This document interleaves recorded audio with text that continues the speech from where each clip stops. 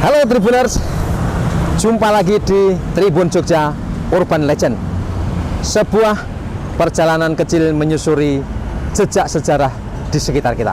Saat ini saya berada di depan pojok timur laut Benteng Keraton Yogyakarta, atau di belakang saya ini bisa dilihat, ini adalah bastion Benteng Keraton Yogyakarta. 2 abad lalu benteng ini dihancurkan oleh pasukan Inggris yang menggempur Keraton Yogyakarta. Raffles ingin mendongkel Sri Sultan Hamengkubuwono II karena dianggap merintangi imperialisme yang dijalankan oleh kekuasaan Inggris di Jawa. Serangan dimulai dari benteng Vredenburg menggunakan artileri dan meriam, dan pojok benteng ini jadi sasaran utama. Setelah jebol, kemudian pasukan Inggris masuk melewati jalur ini menuju ke dalam keraton. Pasukan lain kemudian berkeliling menyisir bagian-bagian yang bisa diterobos oleh pasukan Inggris. Nah, hanya dalam 3 jam serangan itu berhasil menjungkalkan Sri Sultan Hamengkubuwono II. Putra mahkota atau adik Pati Anom meminta perlindungan kepada kekuasaan Inggris. Sri Sultan Hamengkubuwono II kemudian ditangkap, dibawa ke benteng Vredenburg, dan sehari kemudian Pangeran Adipati Anom atau putra mahkota didudukan atau ditahtakan sebagai Sri Sultan Hamengkubuwono III. Nah, peristiwa penyerangan pasukan Inggris ke Keraton Yogyakarta ini tidak berdiri sendiri. Dia melibatkan konspirasi persekongkolan para bangsawan di Jawa.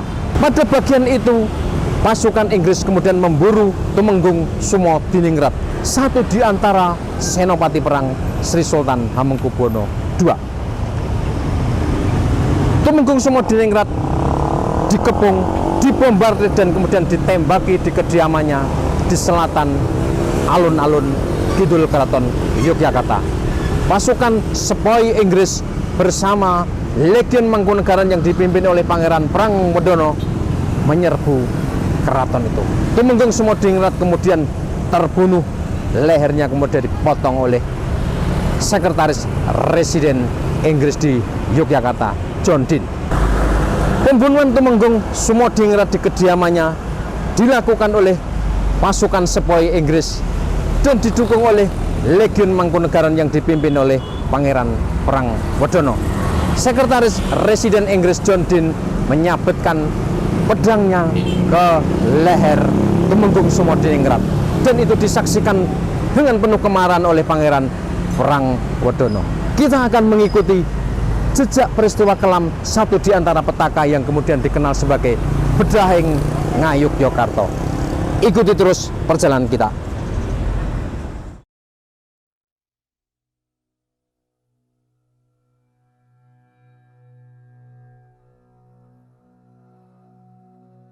Dua abad lalu pasukan Inggris menyerbu Keraton Yogyakarta, tepatnya pada 18 Juni 1812. Ini adalah peristiwa hitam sebagai akhir tragis Sri Sultan Hamengkubuwono II dan awal yang menyedihkan dari penerusnya, yaitu Sri Sultan Hamengkubuwono III.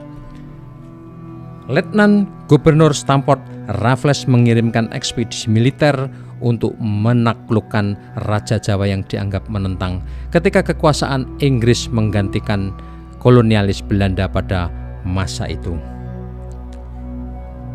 Cerita ini dikutip dari 2 buku yang ditulis oleh Peter Carey dan Mayor William Thorne. Yang pertama adalah buku Peter Carey tentang asal-usul Perang Jawa, Pemberontakan Sepoi, dan Lukisan Raden Saleh. Dan yang kedua masih karya dari Peter Carey, yaitu Inggris di Jawa 1811-1816. Buku kedua Peter Carey ini disusun berdasarkan babat Panular yang disusun oleh Pangeran Arya Panular.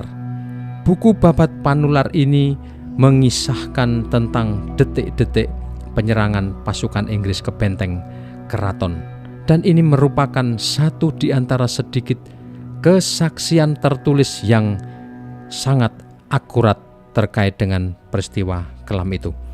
Kemudian Mayor William Thorne adalah prajurit atau perwira Inggris yang turut dalam ekspedisi penaklukan Mataram itu. Dia membuat buku berjudul Penaklukan Pulau Jawa. Karya William Thorne ini memiliki perbedaan-perbedaan yang cukup signifikan dibanding dengan karya Peter Carey.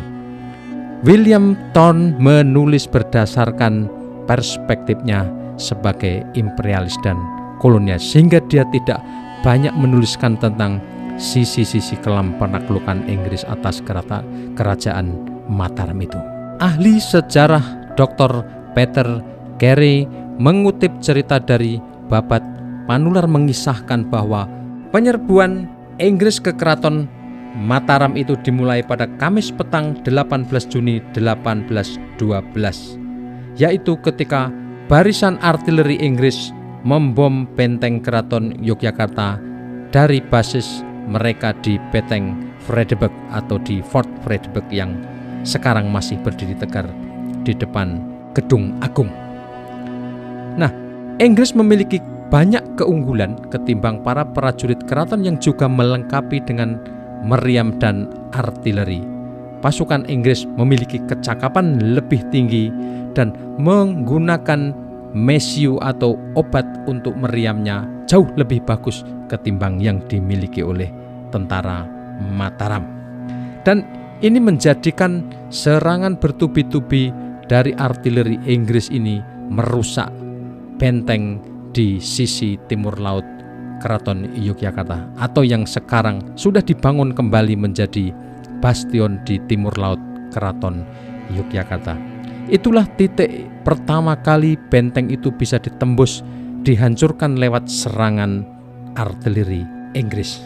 Serangan artileri yang dilakukan mulai 18 Juni itu berlanjut hingga hari berikutnya. Di sisi lain, Inggris juga mengerahkan pasukan darat infanteri ringan yang berintikan prajurit-prajurit dari Bengali atau India yang kemudian belakangan dikenali sebagai prajurit Spehi atau Sepoy. Selain itu juga Inggris mendatangkan Legiun Mangkunegaran yang dipimpin oleh Pangeran Perang Wedono, dan pasukan ini ditugaskan untuk menjaga bagian belakang atau di sebelah selatan alun-alun selatan Keratonegoro dari Karangkajen sampai daerah Krapia yang sekarang. Pasukan ini berintikan kekuatan dari Legiun Mangkunegaran yang dipimpin oleh Pangeran Perang Wedono yang kelak akan menjadi Mangkunegoro II. Pengeboman Kadipaten dan pojok beteng sebelah timur laut atau kita sebut sebagai Bastion Timur Laut ini berlangsung sampai malam dan menimbulkan banyak kerusakan serta teror. Kadipaten adalah kediaman Pangeran Adipati Anom atau putra mahkota Keraton Yogyakarta.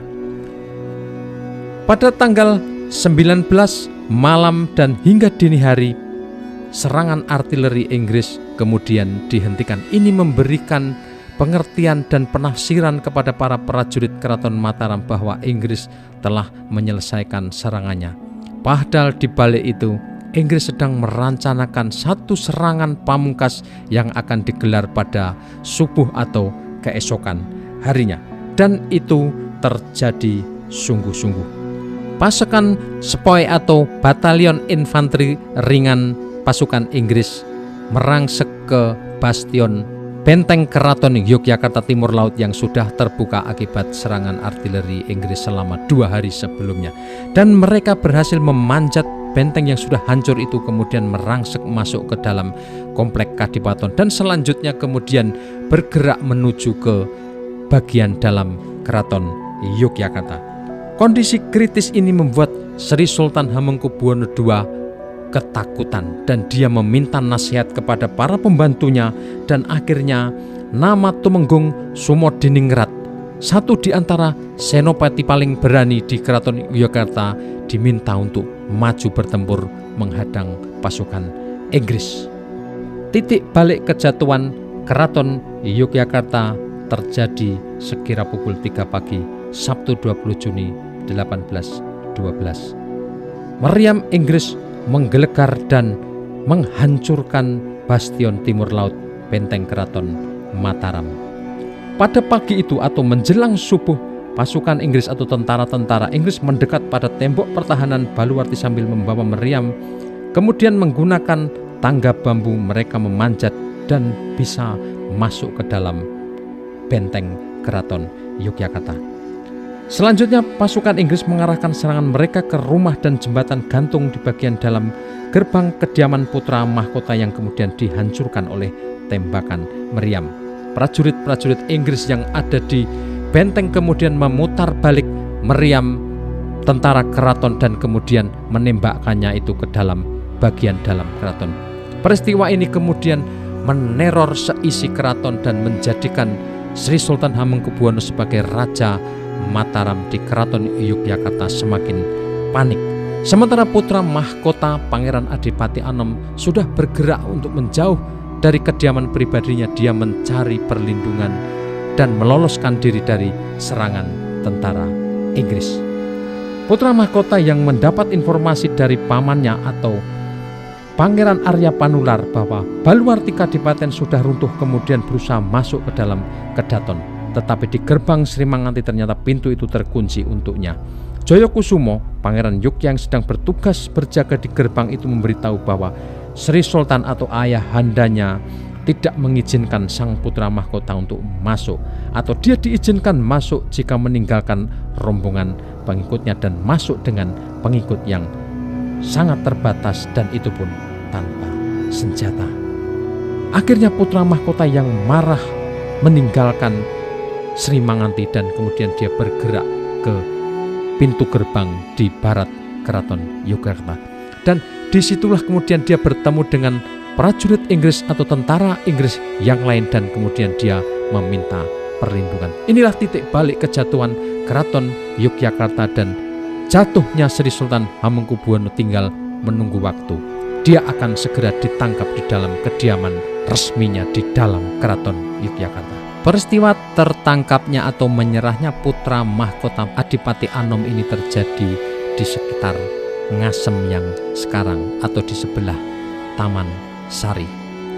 Pasukan Inggris dan Sepoy menggunakan pedang dan terhunus serta senapan yang dikongkang kemudian mengepung rombongan putra mahkota. Mereka memerintahkan semua meletakkan senjata yang dibawanya. Yang menolak dipaksa untuk taat dengan todongan senjata, dan Serdadu Sepoy yang mengamati peristiwa itu senang hati mengambil senjata dan perlengkapan Jawa yang mereka sukai. Sesudah itu putra mahkota kemudian digiring ke benteng Vredeburg.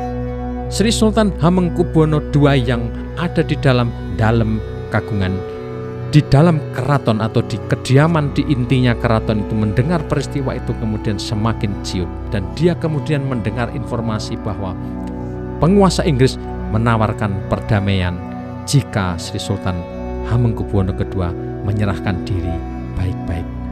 Dan tak berselang lama peristiwa takluknya Hamengkubuwono II itu terjadi.